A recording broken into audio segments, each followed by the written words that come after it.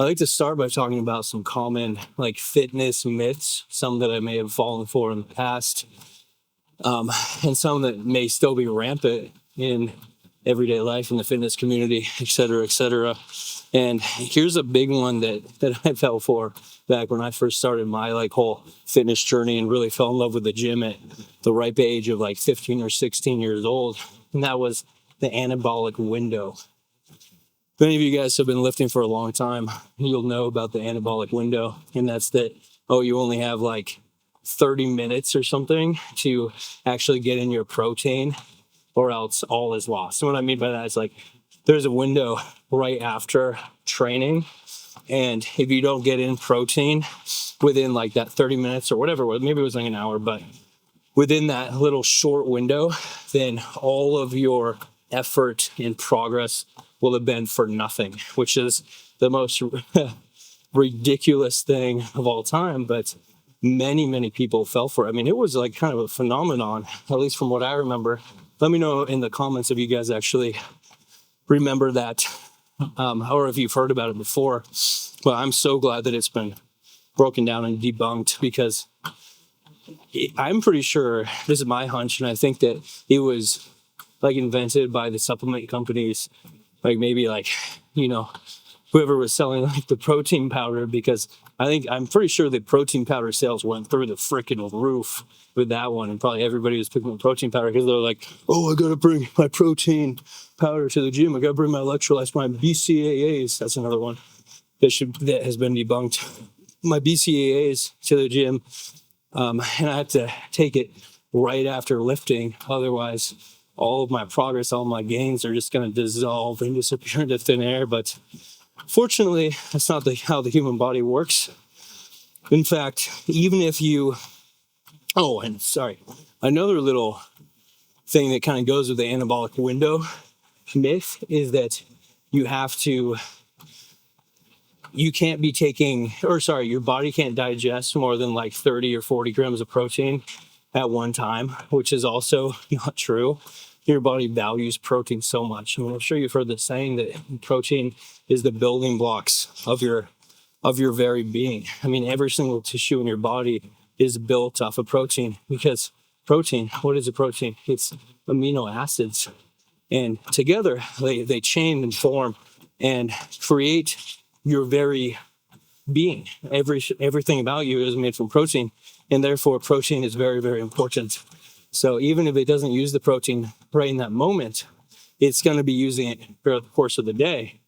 So I think the real number is something like 100 or more. And I'm pretty sure that every time they redo this type of study, they find that you can actually, absorb more and more protein, because the body just really hangs on to that. So the fact that people were saying that, oh, you need to take your protein at a certain time, or that you can only intake a certain amount of protein within like a 4-hour span, and then you have to wait like another few hours before you take it in again, it's just utter bullshit.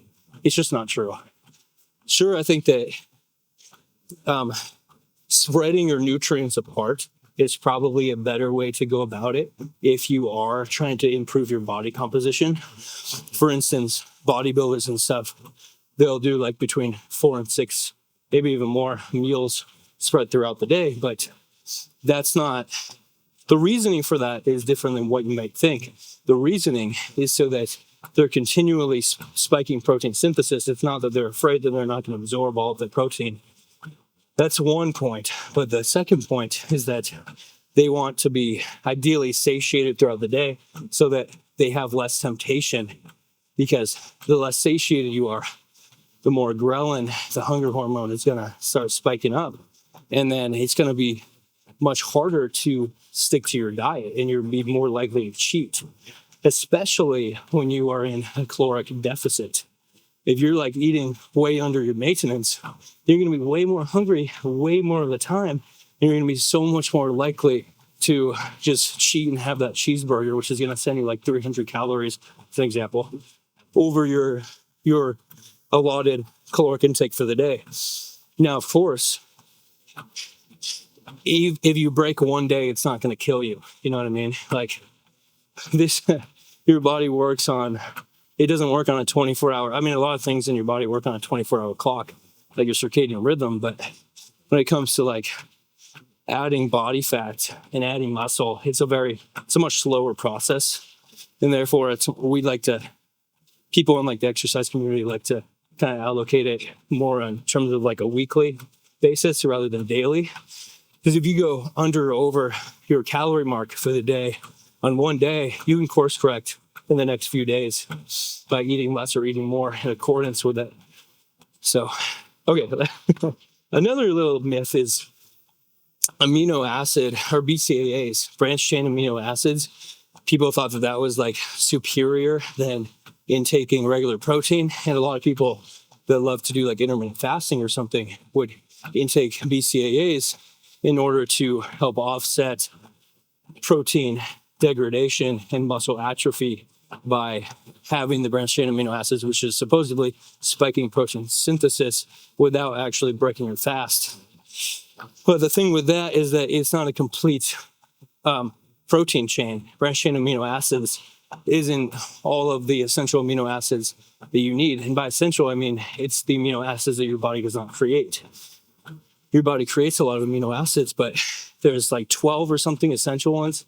Could be wrong on that. I haven't brushed up on my anatomy in a little bit, but I probably should be.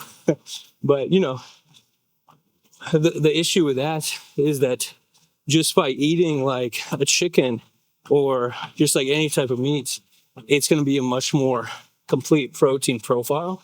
And therefore, it's going to get you a lot further in terms of spiking protein synthesis and stuff. So I think a lot of people actually stop selling branched chain amino acids. And the people that still do, you may need to give them a little bit of a speculative eye, kind of look at their stuff and just make sure that they're not trying to sell you something that's bunk, you know?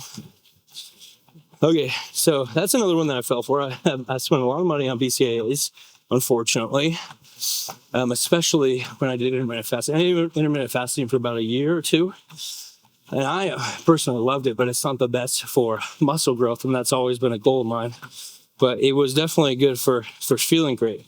But another myth that I fell for, this was in my very, very early days, and I quickly course corrected from this one, thankfully. This was like before I even started going to the gym, but I was still into fitness when I was like 13. And that's spot reduction, in specific spot reducing fat. And this is another one where it's just not true. What makes you think that working a given muscle is going to lead to adipose tissue loss in that area? I mean, like on paper, I guess from a very rudimentary standpoint, it may kind of add up. And, you know, to the people who aren't educated in the subject, I'm not trying to call you dumb or anything. It's just, you just don't know any better. You know, you just haven't been well educated enough to realize the lapse in judgment there. But once you learn a little bit more about how the body works, I'm not saying that I'm an expert by any means, but, you know, once you learn a little bit more, you realize that just doesn't make any sense whatsoever. Because if you're working in a given area, the only thing you're going to be doing is actually working the muscle, which is layered underneath the outstanding adipose or fat tissue. And the only way to actually reduce fat is to eat less or consume rather less calories than you're expending. And then you'll start to lose fat. But in terms of losing it in certain areas of your body, you can't actually control that. That's entirely genetics. So for me and for a lot of dudes, we tend to carry our fat right here in our hips, or maybe like here or on our face. And then girls, I believe a lot of it is in their legs and their butt and stuff. And, you know, it definitely varies. Like I know guys who carry it all in their legs. I know guys, they all carry it all on their face, whatever. For me, it's the hips, it's the face, and it's the pecs a little bit. That's what goes first, and then last, it'll probably go to my legs. Unfortunately, I wouldn't mind it going to my legs, honestly. So that's kind of how fat loss, and same thing with fat gain. If you're gaining fat, it's also entirely going to be dependent on genetics, unfortunately. What's another myth that I fell for? Oh God, I mean, I fell for a lot of stupid training principles, like the whole 1 rep max fad. A lot of people were preaching, oh, you have to get stronger at a lift in order to become bigger, or get stronger in general to become bigger. And while strength and muscle are very, very interlaced, they're not totally succinct and the same. So you can gain a lot of muscle and just gain a little bit of strength, or you can gain a lot of strength, gain a little bit of muscle. But 1 rep maxes aren't really doing either one very well. They're more of just for show. They're just showing off peak strength, but it's not actually building it. You need like around 2 to 6 repetitions in order to build strength. And 1 rep maxing is more so just sport specific, like powerlifting, you do 1 rep maxes. Strongman, I'm pretty sure you do 1 rep maxes. So that's the only time that would really come in handy, or if you just want to have fun. But I used to think that I had to max out in order to build strength. So that's what I did. I would max out, then I would do like some sets of 3 or whatever. And I thought that was going to build both strength and muscle, and that was the optimal way, and that I somehow knew this secret, when in fact it's just not the case. It turns out that if you want to build muscle, you probably want to be gearing more towards the moderate repetition range, because moderate repetitions aren't going to overly stress your joints and fatigue you systemically like lower reps will.